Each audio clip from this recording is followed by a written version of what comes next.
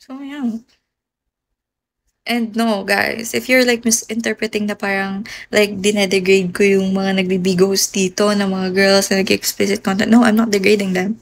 I respect them for doing the hustle because that's them. That's what they do.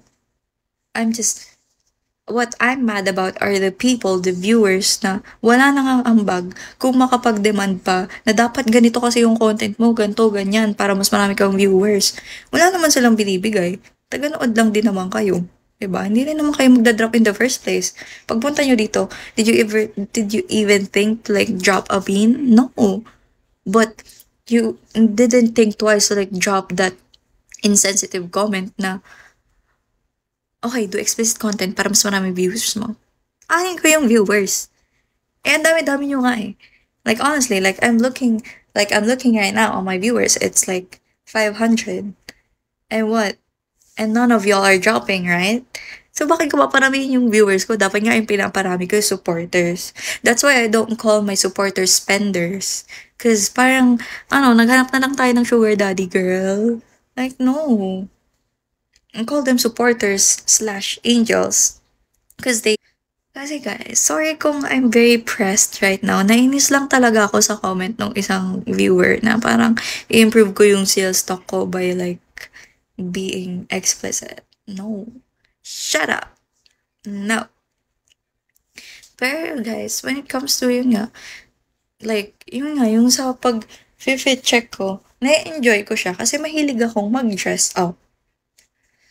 And, yeah, that's it. I like dressing up.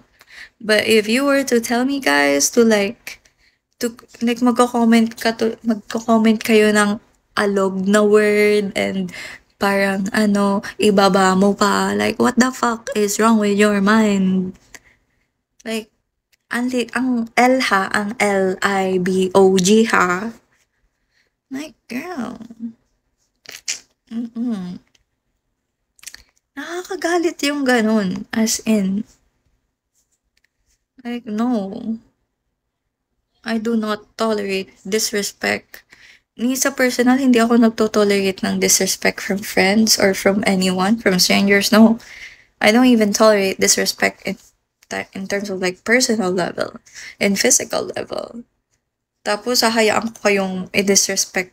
Hayaan ko yung sarili ko ma-disrespect ng mga viewers na wala namang ambag sa buhay ko. Diba? Oh, yeah. Thank you, Marcelino. Antok ka pa ba? Oh, inaantok pa ako. Wala kasi dito, guys. Baka yun naman yung next na ikagalit. Ano ba? 37K pa rin ako. 38, guys. Ipa 38K nyo na. Like, nag-rage bait na ako. Guys.